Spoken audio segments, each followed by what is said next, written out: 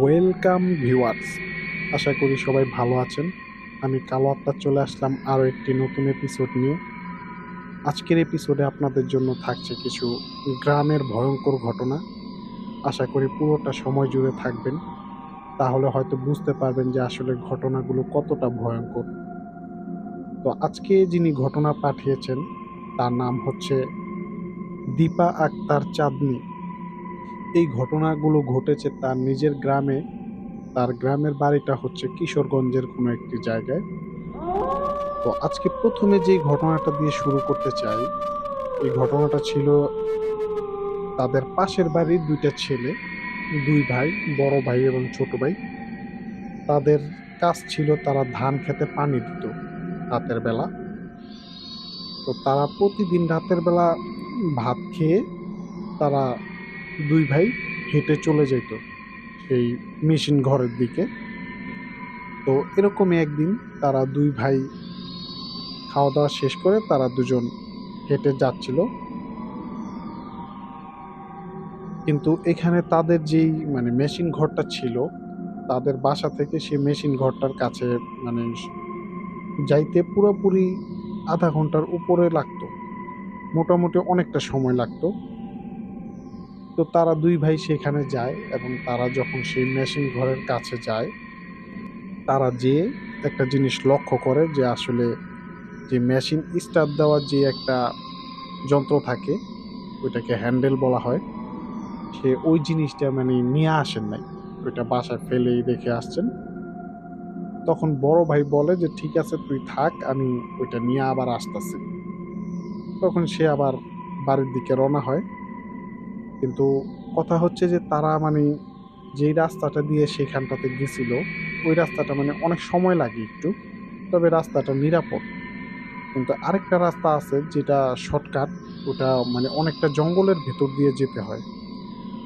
তো ওই পথটা তারা সবসময় অ্যাভয়েড করে থাকে।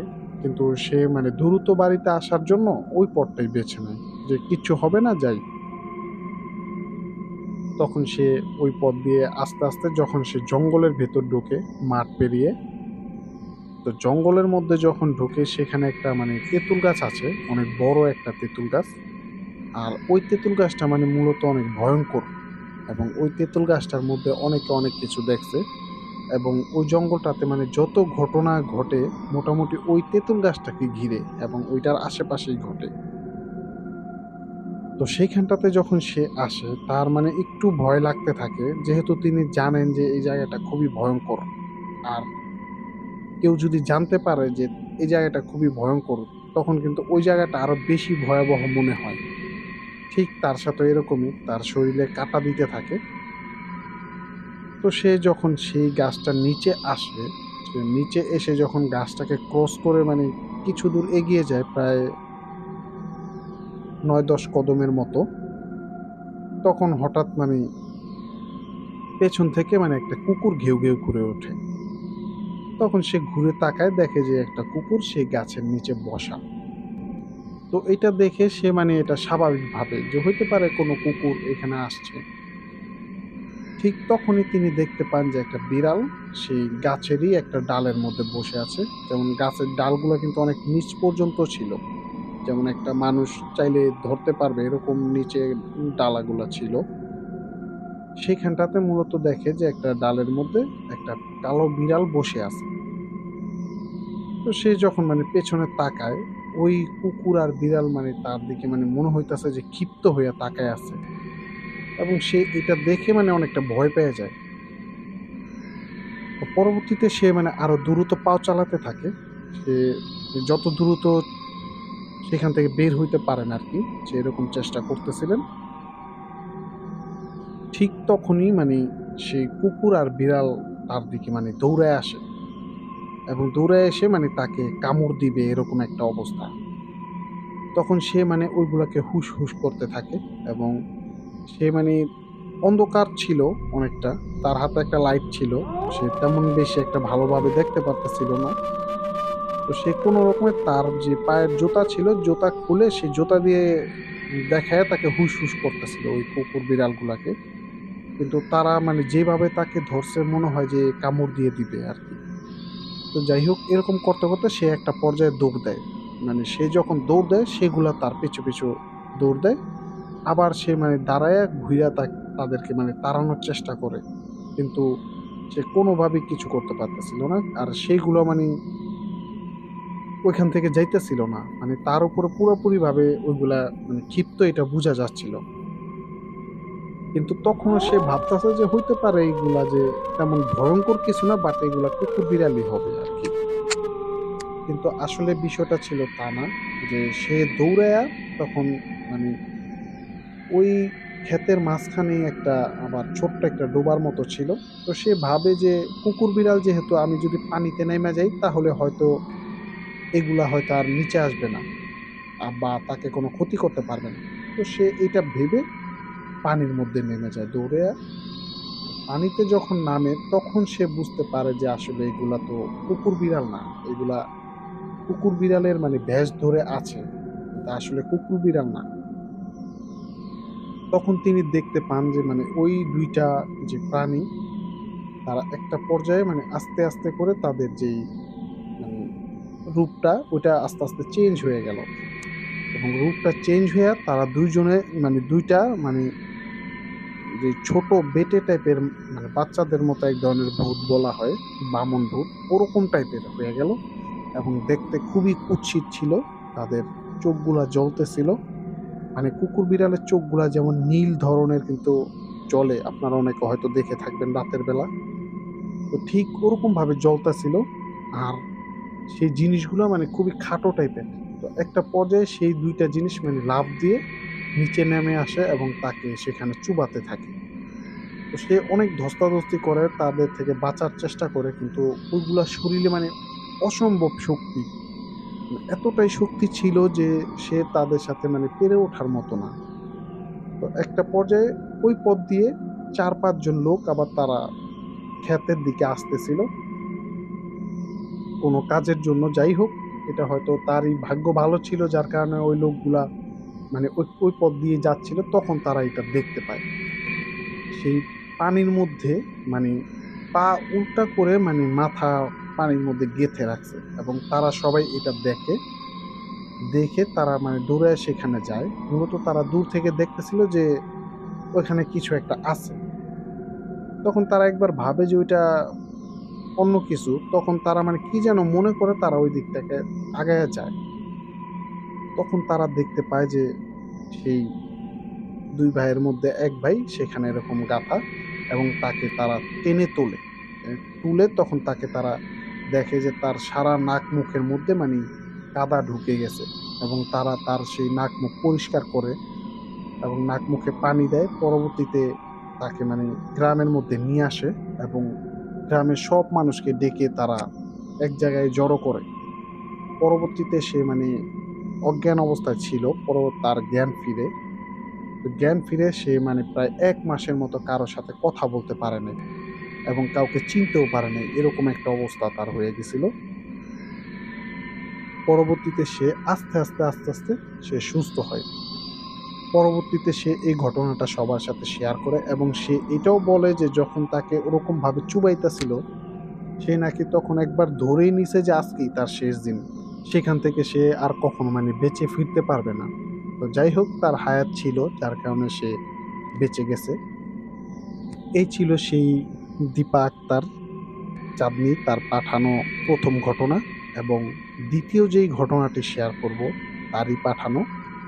এই ঘটনাটি ঘটেছিল তার বাবার সাথে। তবে এই ঘটনাটা ঘটেছিল অনেক আগে।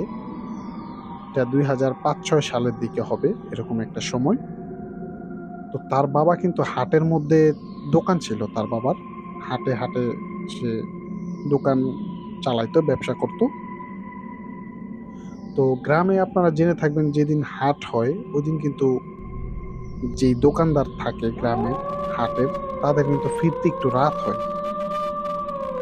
তো এরকম একদিন হাট থেকে তার বাবা বাড়িতে ফিরতেছিলেন এবং যেই পথ দিয়ে ফিরতেছিলেন পথটা মানে অনেকটা হান্টেড, মানে ওই পথে অনেকে অনেক সময় অনেক কিছু দেখছে আর কি, মানে মোটামুটি ভয়ঙ্কর আর কি। তো তার বাবা যখন ফিরতেছিলেন আসার সময় তার হাতে একটা শুটকির প্যাকেট, মানে পোটলা পলিথিনে ভরা, সে ওইটা নিয়ে আসতেছিলেন।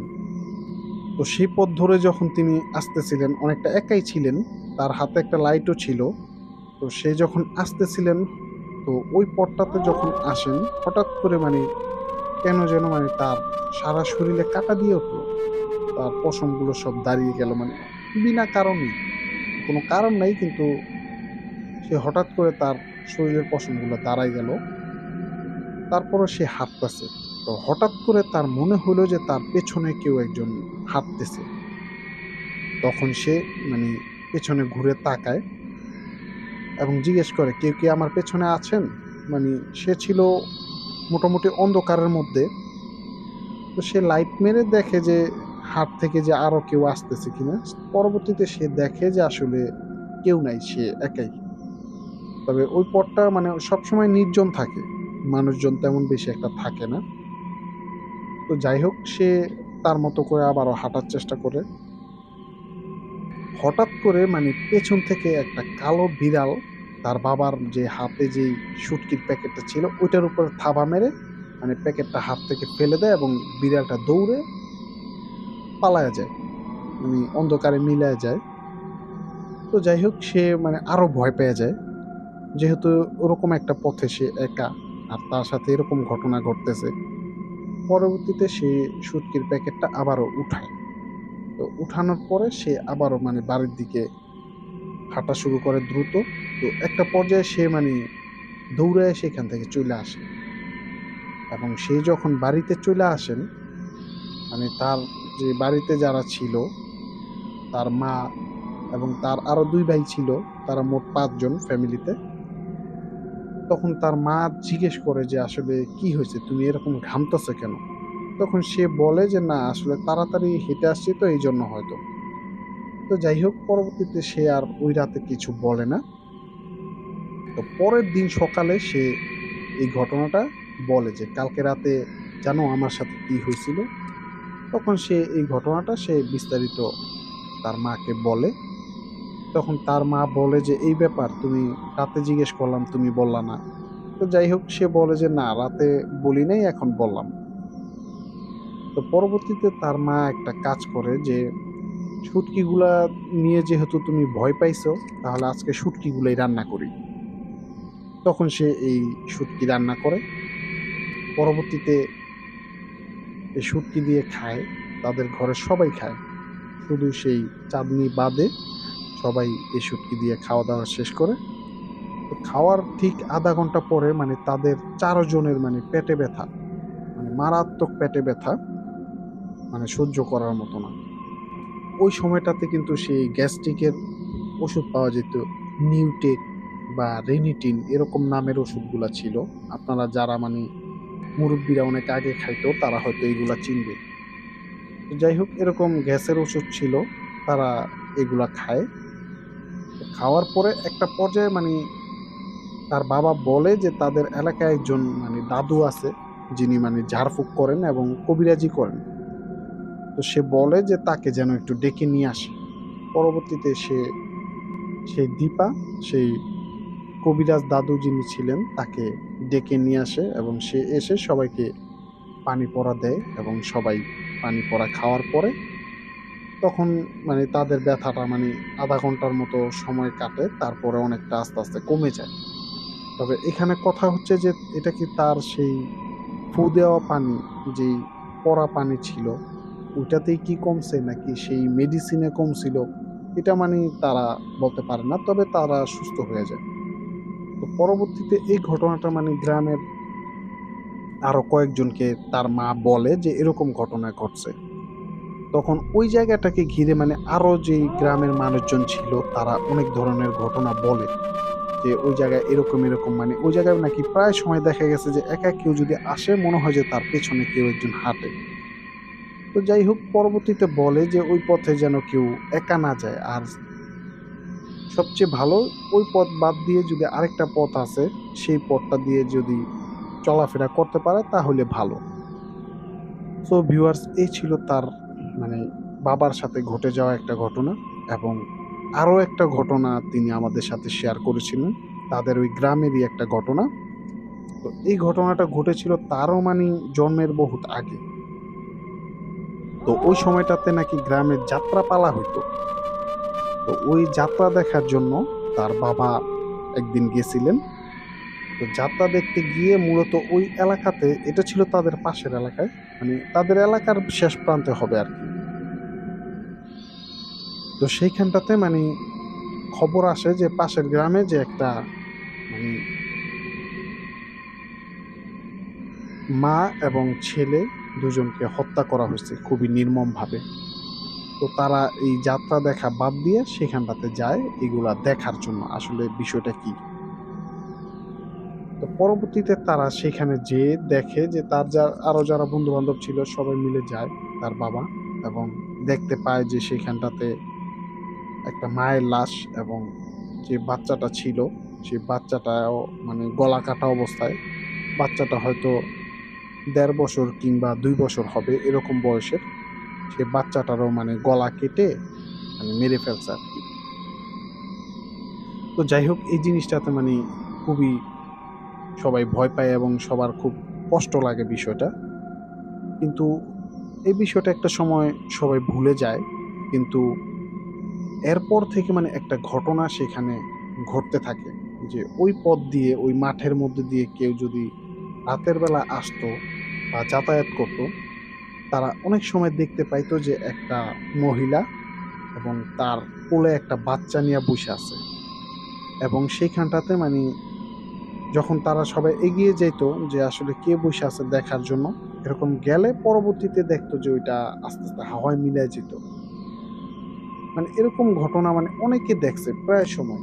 এবং অনেকের সাথে এরকমও হয়েছে যে ওই পথ দিয়ে কেউ যদি মাঠের মধ্যে দিয়ে রাতের বেলা কেউ আসতো, তখন মানে একটা বাচ্চার কান্নার শব্দ পাইতো। কান্নার শব্দটা ছিল এরকম যে ওই মাঠের মধ্যে মানে ঢোকার পরে ওই মাঠ থেকে বের হইতে মানে ঠিক যতটুক সময় লাগতো, ঠিক অতটুক সময় একটা বাচ্চার কান্নার শব্দ তারা পাইতো। মনে হইতো যে সে বাচ্চাটা কান্না করতে করতে তাদের পেছন পেছন আসতেছে। কিন্তু আশেপাশে তাকাইলে কিন্তু এরকম কিছুই দেখা যেত না।